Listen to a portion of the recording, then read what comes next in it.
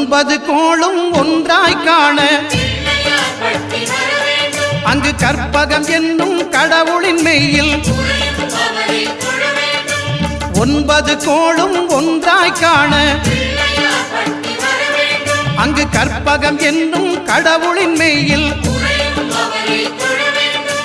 சூரியன் முதலாய் 9 கிரகமும் பலவித குணங்களை கொண்டிருக்கும் எங்கள் கற்பக தருவில் அவை வரும்போது ஒன்றாய் சேர்ந்து பலனளிக்கும்.